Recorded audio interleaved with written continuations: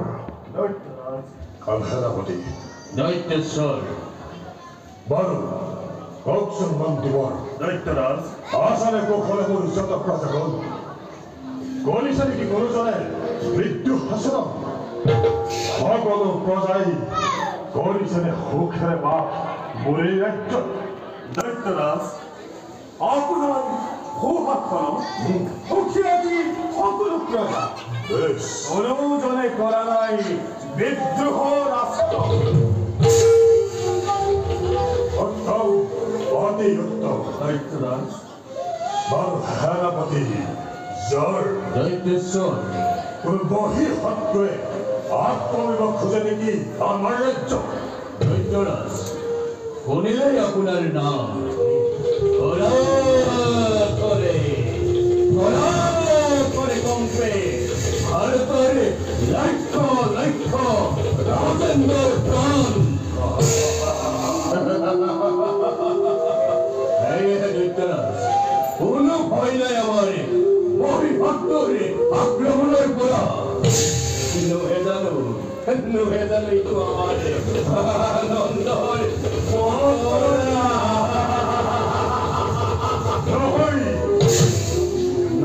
নহয় সেনাপতি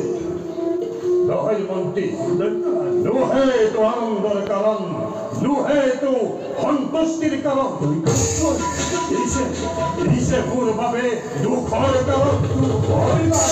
অৱশ্যেই দুখৰ কাৰণ আজি পৰ্যন্ত নাপালো মই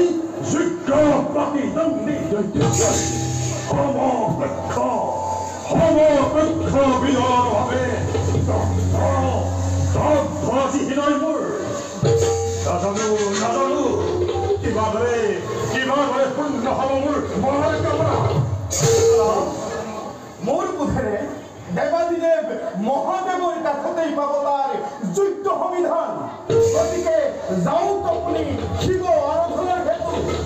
ময়ো তাকেই কওঁ দৈত্যেশ্বৰ প্ৰথমতে আপুনি দেৱাদিদেৱ মহাদেৱক সন্তুষ্ট কৰি অভিনৱ অনুমত হ'ল আৰু তাৰ পাছত পাতালৰ হওক আপুনি এক শক্তি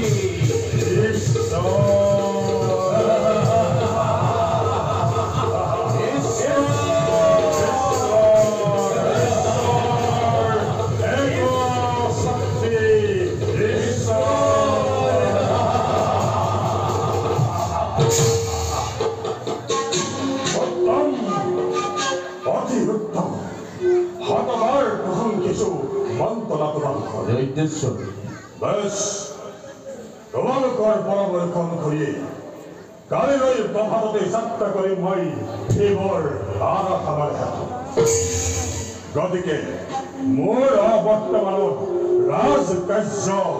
ভালদৰে দুয়োজনে কৰিবা পৰিচালনা দৈত্যেশ্বৰ প্ৰজাবৰ্গই যাতে কোনো কাৰণত কষ্ট নাপায় তাৰ প্ৰতি সম্পূৰ্ণ দৃষ্টি ৰাখিবা নিশ্চিন্ত থাকক দৈত্যেশ্বৰ আৰু এটা কথা মনত ৰাখিবা দৈত্যেশ্বৰ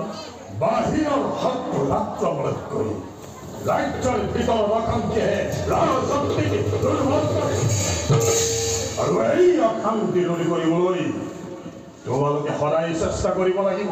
দৈত্যেশ্বৰ এতিয়া বলা